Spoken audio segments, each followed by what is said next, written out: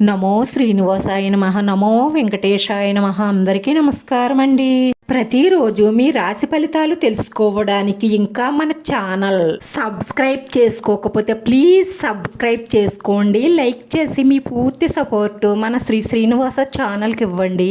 ఈ వారం రాశి ఫలితాలలో గోచార్య రీత్యా వృషభ రాశి వారు ఎటువంటి శుభాశుభ ఫలితాలను పొందుతారో తెలుసుకోవడానికి ఈ మన వీడియోని ఎక్కడా మిస్ అవ్వకుండా చివరి వరకు చూడండి. మీరు ఆశించిన ఫలితాలను సాధించడం కోసం మీ జీవిత భాగస్వామి సలహా లేదంటే మీ అమ్మగారి సలహా సహాయ సహకారాలు తీసుకోవడం వల్ల శక్తి సామర్థ్యాలను తెలివితేటలను ఉపయోగించుకుంటూ ముందుకు వెళ్లడం వల్ల విజయాలను సాధిస్తారు. ఈ వారంలో ఎక్కువ శుభ ఫలితాలను లాభాలను అందుకునే అవకాశాలే ఎక్కువగా ఉన్నాయి.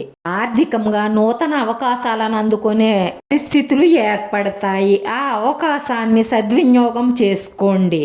వృత్తి వ్యాపారాలలో గట్టి పోటీ ఉన్నప్పటికీ కూడా విజయాలను సాధిస్తారు. మీ మాటకు విలువ పెరుగుతుంది. కుటుంబ సభ్యులతో సంతోషంగా గడపాలి. సమాజంలో గౌరవ మర్యాదలు అందుకుంటారు. వృత్తి వ్యాపారాలలో లాభాలను అందుకుంటారు. విద్యార్థులు మంచి ఫలితాలను పొందుతారు. ప్రేమికులు ముందే మంచి ఎంపిక చేసుకోవడం వల్ల మీ ప్రేమ పెళ్లిపీటలెక్కుతుంది.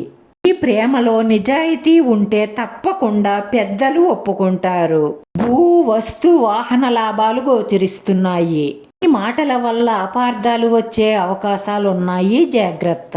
మీ ఆలోచన కలిసి రాకపోవచ్చు. అందుకే మీ మేలు కోరే వారి సలహాతో ముందుకు సాగండి.